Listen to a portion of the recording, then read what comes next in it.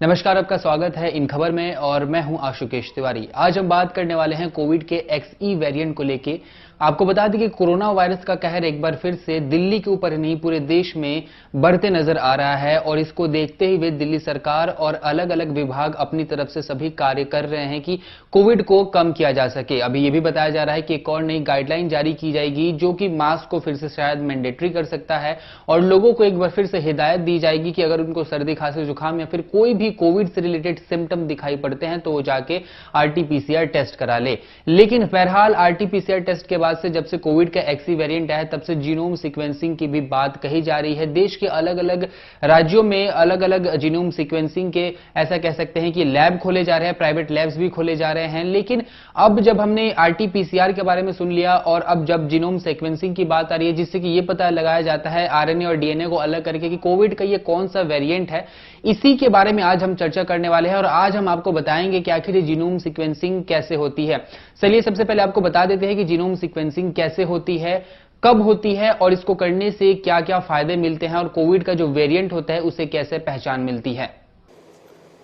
चलिए हम आपको बताते हैं कि लैब में एक्सी वेरिएंट की जांच कैसे होती है, क्योंकि ये वेरिएंट 10% ओमिक्रॉन के AV1 से ज़्यादा घातक है और तेज़ी से फैलता है। तो हमारे साथ डॉक्टर शैली महाजन हैं, इनसे पूछते हैं कि जब किसी के सैंपल्स मरीज के आते हैं तो किस तरह से जांच होती है, कितना वक्त लगता है और कौन कौन से प्रोसीजर अपनाए जाते हैं, क्योंकि जहां अब ये मौजूद हैं ये वर्ल्ड क्लास का लैब है और एक्रीडेटेड लैब है। डॉक्टर शैली, आप बताएंगे सबसे पहले जब आप मरीज के सैंपल्स लाते हैं कोविड मरीज के तो आप क्या करती हैं?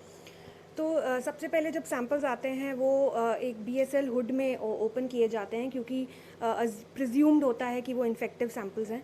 सो जब BSL हुड में खुलते हैं उसमें से हम वायरल RNA को एक्सट्रैक्ट करते हैं सैंपल के अंदर से। तो उसके लिए एक बहुत सारे रिएजेंट्स और तकनीकियों का यूज़ किया जाता है, लेकिन ये होता सब कुछ BSL हुड के अंदर ही है। जब वो वायरल RNA एक्सट्रैक्ट हो जाता है तब उसका हम RT-PCR करते हैं, लेकिन RT-PCR से पहले एक स्टेप आता है जिसको कहते हैं pre PCR।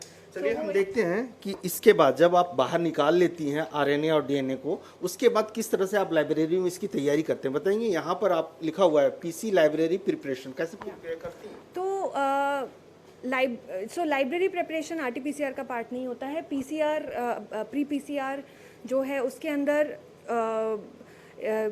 Primers and probes डाले जाते हैं जिससे वो आइडेंटिफाई करता है जो स्पेसिफिक जीन्स होती हैं कोविड वायरस की। PCR में मैं एक बात बताना चाहूँगी, इसमें हम वेरिएंट नहीं बता पाते कि कौन सा वेरिएंट है। हम सिर्फ ये बता सकते हैं कि कोविड है या नहीं है, SARS-CoV-2 है या नहीं है। तो उसके लिए किट्स बनाई गई हैं जिसमें जैसे आपने सुना होगा E gene, S gene, ORF gene, RNAs, तो ये सब के अगेंस्ट प्राइमर्स एंड प्रोब्स होते हैं और उनके अगर वो प्रेजेंट है तो हम कहते हैं कि कोविड है, इस सैंपल में कोविड पॉजिटिव है।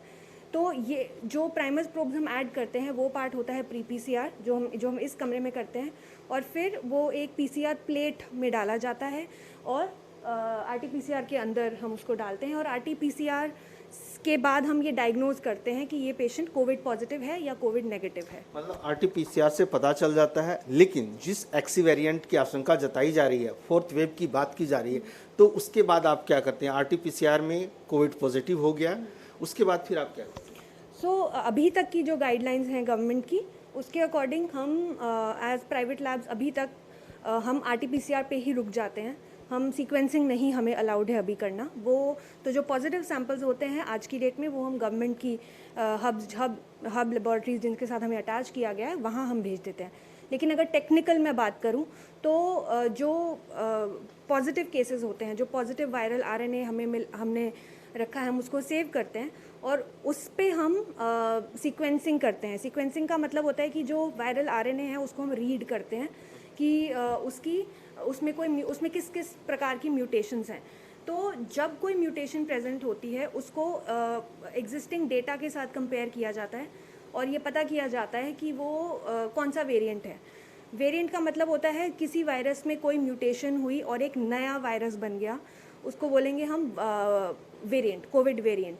तो इस तरीके से ये एनालिसिस किया जाता है। बहुत एडवांस टेक्नोलॉजी है, पूरे वर्ल्ड में यही सीक्वेंसिंग टेक्नोलॉजी यूज़ होती है देखने के लिए कि कौन सा वेरिएंट कोविड का है।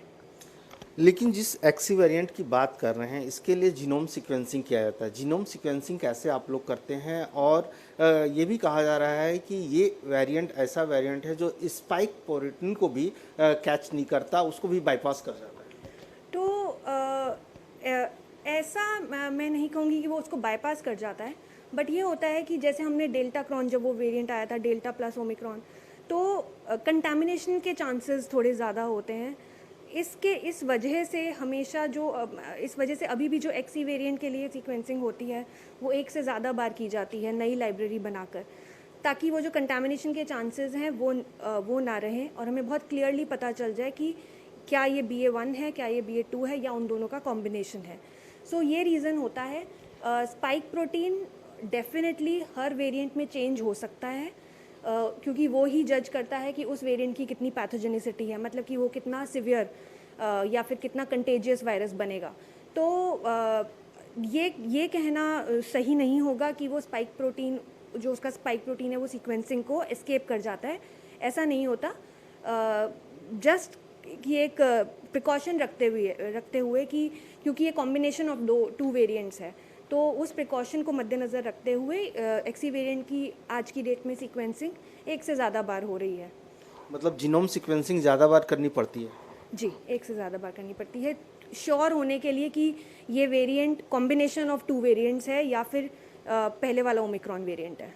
चलिए, आपका बहुत बहुत धन्यवाद। ये थी शैली महाजन, जिनका ये कहना है कि जिस प्रकार से अगर कोई कोविड मरीज आता है तो उनका इस तरह से सीक्वेंस वाइज सीक्वेंस तैयारी की जाती है। उसके बाद फाइनल जाकर के RT-PCR से आप पॉजिटिव हैं या नेगेटिव हैं इसका पता चलता है, और उसके बाद फर्दर हम जीनोम सीक्वेंसिंग के लिए तैयारी करते हैं। और लगातार अगर इस वेरिएंट की बात करें तो एक बार ही नहीं, कई बार जीनोम सीक्वेंसिंग करनी पड़ती है। कैमरामैन अजय के साथ मनोहर केसरी, इंडिया न्यूज़, दिल्ली। केंद्रीय स्वास्थ्य मंत्रालय ने देश भर में 6 निजी लैब को जीनोम सीक्वेंसिंग की मान्यता दी है, जिनमें बेंगलुरु में 1, अहमदाबाद और दिल्ली में 1 है।